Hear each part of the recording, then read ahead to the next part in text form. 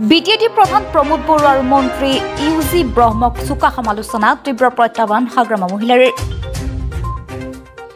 সাম্প্ৰতিক বিটিএডি এলেকাত অতি গুৰুত্বপূৰ্ণ সমস্যা মাটিৰ পট্টা গৃহিণীসকলৰ সংস্থাপন পৰ্যটকৰ আকৰ্ষণ তথা আগমন বৃদ্ধি আৰু নিবনুৱা সমস্যাৰ সংস্থাপন 100 কোটি টকাৰ ধাৰ্য আদি কেতবোৰ সিদ্ধান্ত দলীয় কাৰ্যনিৰ্বাহত গ্ৰহণ কৰি আগন্তুক বিটিএডি পৰিষদৰ নিৰ্বাচন জয়যুক্ত হোৱাৰ লক্ষ্য নিৰ্ধাৰণ কৰি সাম্প্ৰতিক সমগ্ৰ বিটিএডি এলেকাৰ প্ৰতিটো জিলাৰ প্ৰতিটো সমষ্টিত দলীয় নেতাকৰ্মী আৰু শুভাকাংক্ষী ৰাইজৰ একোটা বৃহৎ জনসভাত প্ৰচাৰ কাৰ্যত নামি পৰিছে বিটিএডিৰ প্ৰাক্তন মুখ্য কাৰ্যবাহী সদস্য তথা বিপিএফৰ প্ৰধান হাগ্ৰামা মহিলাৰীয়ে আজি বিটিএডি এলেকাৰ ওদালগুৰি জিলাৰ বৃহৎ জনসভাত উপস্থিত হৈ এইদৰে প্ৰকাশ কৰাৰ লগতে বিপিএফৰ প্ৰধান হাগ্ৰামা মহিলাৰীয়ে কয় বিভিন্ন ৰাজনৈতিক কূটকৌশল কৰি এনডিএফবিৰ বিৰুদ্ধে উগ্ৰপন্থীসকলক আত্মসমৰ্পণ আৰু বিটিআৰ চুক্তি কৰি এতিয়া এইসকল বিদ্ৰোহী নেতা সদস্যসকলক সংস্থাপন দিব নোৱাৰাকে ধৰি বিটিআৰ চুক্তি পালন কৰিব নোৱাৰাত বিটিএডিবাসী ৰাইজ অতিকে ক্ষোভিত হৈ পৰিছে আৰু বিটিআৰৰ প্ৰধান প্ৰমোদ বড়ো ঠগ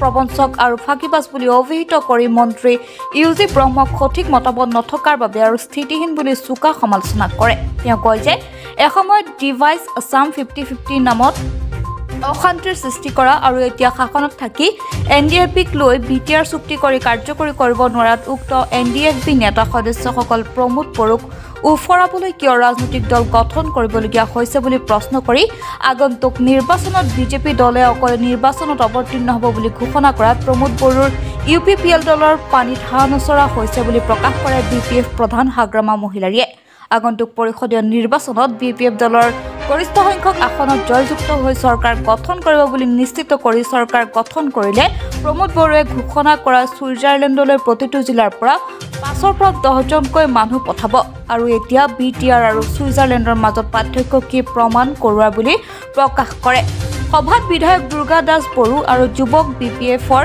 সভাপতি ৰিঞ্জয় বড়ো আদি নেতা উপস্থিত থকাত সভাত বিজেপি আৰু ইউপিপিএল দলৰ সহস্ৰাধিক নেতা সদস্যৰো শুভাকাংক্ষীয়ে বিপিএফ দলত যোগদান কৰে বুলি বাতৰিত প্ৰকাশ পায়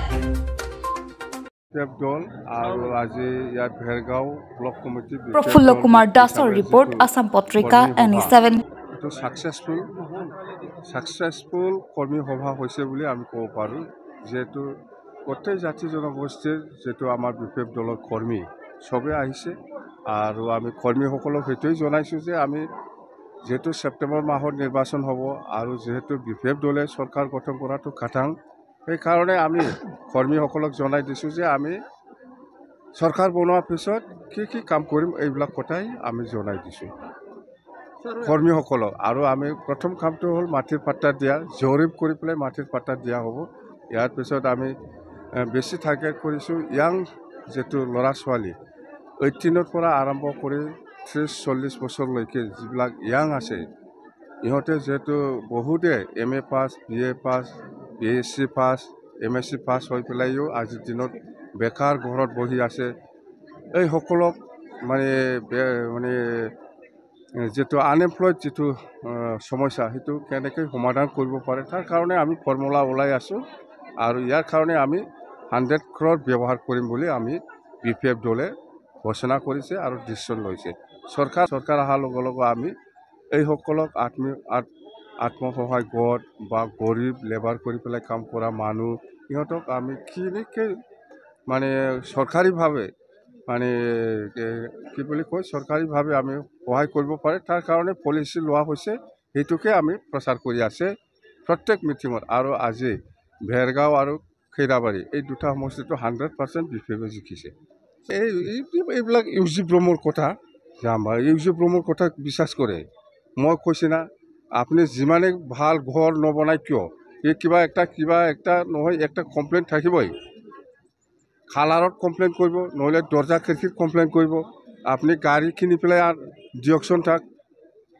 ভাল গাড়ী যিমান দামী গাড়ী হওক কিনি পেলাই দিয়কচোন এই দৰ্জাটো এনেকুৱা হ'ব নালাগিছিল এইফালে হ'ব লাগিছিল বুলি ক'বহি কৰ্মীসকলক জনাই দিছোঁ চাওক আপোনালোকে আজি প্ৰমোদ বড়োই ছুইজাৰলেণ্ড বনাব কৈছিল একোই হোৱা নাই আমি ছুইজাৰলেণ্ডত আছে না BTCত আছে মই সুধিছিলোঁ ইহঁতে BTCত আছে বুলি কৈছে ছুইজাৰলেণ্ডত মই ঘূৰিবৰ কাৰণে পাঠাবকে কৈ আছোঁ চৰকাৰ আহক ভেৰগাঁও সমষ্টিৰ পৰা 10জনমান ছুইজাৰলেণ্ড চাই পেলাই আহক আৰু কওক ছুইজাৰলেণ্ডটো কেনেকুৱা। স্যাৰ আপোনাক কৈ আছে হাজু হৈ থাক দিনটো আহি আছে আমি হিচাপ দিবলৈ কৈ আছো প্ৰমোদ বড়ো যাম বা বোকা ডেইলি দিল্লী নাগপুৰ পলাই আছে যাম বা দিল্লী নাগপুৰ পলাই থাকক ক'ব।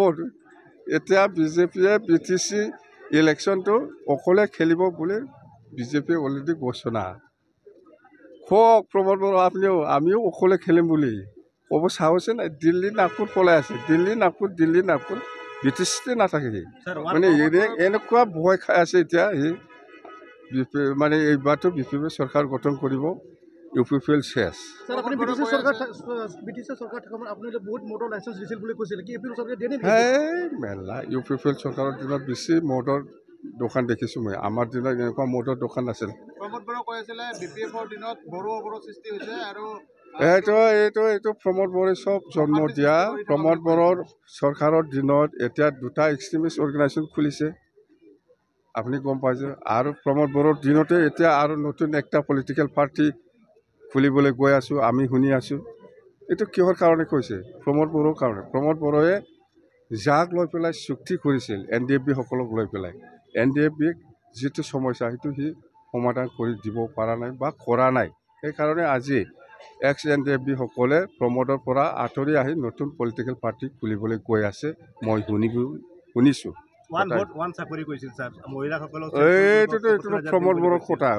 এইবিলাক কথা 31 তাৰিখৰ শেষ 31 তাৰিখ মাৰ্চৰ শেষ। প্ৰমোদ বড়ো পালে 1টা 2টা এতিয়া UPPLৰ পোষ্টত কি আছে কি নাই মইতো সেইদিনাই জনাই দিছোঁ। কিছুমান পোষ্ট আছে 4 বছৰ 5 বছৰ 15 বছৰত সি এইবিলাক পোষ্টটো ফিল আপ কৰিব পৰা নাই। এই ভেকেঞ্চিটো ইহঁতকৈ দি দিছে। নল'ম কি অকলে খেলিব বুলি অলৰেডি ঘোষণাই কৰিছে আমি BPF হিচাপে BJPও ইয়াৰ কি মিত্ৰতাৰ কথা আহে। ছেপ্টেম্বৰৰ 100% চৰকাৰ আৰু কোনো ফেক্টৰ নাই। আমাৰ নেক্সটত BJPৰ পজিশ্যনটো ভাল BPFটো 1 নম্বৰ নেক্সটত BJPৰ পজিশ্যনটো ভাল UPPL বুলি ক'লে একো নাই দেই। Thank U. মহিলাৰী ডাঙৰীয়াৰ উপস্থিতিত আমাৰ পূৰ্ব নিৰ্ধাৰিত খৈৰাবাৰী আৰু ভেৰগাঁও ব্লকৰ দলীয় কৰ্মী সভাখন 2খনে অনুষ্ঠিত হৈছে। আমাৰ ভেৰগাঁওৰখন হৈ আছে আৰু 2খন সভাৰে আমাৰ লক্ষ্য উদ্দেশ্য হৈছে দলীয় কৰ্মীসকলক আমি যিমান এক্টিভ আছে আৰু এক্টিভ কৰি আহিবলগীয়া নিৰ্বাচনটোত যাতে তেখেতসকলৰ অংশগ্ৰহণ অতি শক্তিশালী হয় তাৰ কাৰণে আমি এক প্ৰকাৰ দলীয় কৰ্মীৰ মাজত কেম্পেইন কৰিছোঁ। 2 নম্বৰ হৈছে আমি BPF দলে PNB আৰু CWCত কেইবাটাও গুৰুত্বপূৰ্ণ সিদ্ধান্ত লৈছোঁ। সেই সিদ্ধান্তবিলাক হৈছে আমি শিক্ষিত নিবনুৱা যুৱকসকলৰ কাৰণে কি কৰিম, যিসকল পঢ়ি আছে BA MA MSc MCom পঢ়িছে তেওঁলোকৰ ওপৰত, মহিলাসকলৰ ওপৰত, প্ৰাপ্তবয়স্ক যিবিলাক 60 বছৰতকৈ বেছি বয়সৰ তেওঁলোকৰ সম্পৰ্কত আমি কি তেখেতসকলক আমি চৰকাৰত আহিলে কৰিম এই সম্পৰ্কে আমাৰ সিদ্ধান্ত লোৱা হৈছে। তাতকৈ গুৰুত্বপূৰ্ণ কথা হৈছে গোটেই BTCখনক সামৰি টুৰিজিমৰ পৰা আৰম্ভ কৰি স্পৰ্টছ কমপ্লেক্সৰ পৰা আৰম্ভ কৰি এডমিনিষ্ট্ৰেশ্যন বিশেষকৈ আপোনালোকে জানে ময়েই এখন মেডিকেল কলেজ ওদালগুৰিত হ'ব লাগে বুলি এছেম্বলিত উত্থাপন কৰিছোঁ আৰু মুখ্যমন্ত্ৰী ডাঙৰীয়াই খুব কৌশলপূৰ্ণভাৱে কৈছে 2027ত ওদালগুৰিত মেডিকেল কলেজ হ'ব। সেই এছেম্বলিখন আমাৰ যিহেতু কোকৰাঝাৰত হৈছিল আৰু আমি এটা বিষয় আচৰিত হৈছোঁ প্ৰমোদ বড়ো আমি স্তম্ভিত হৈছোঁ যে 26খন বেচৰকাৰী কলেজ আছে।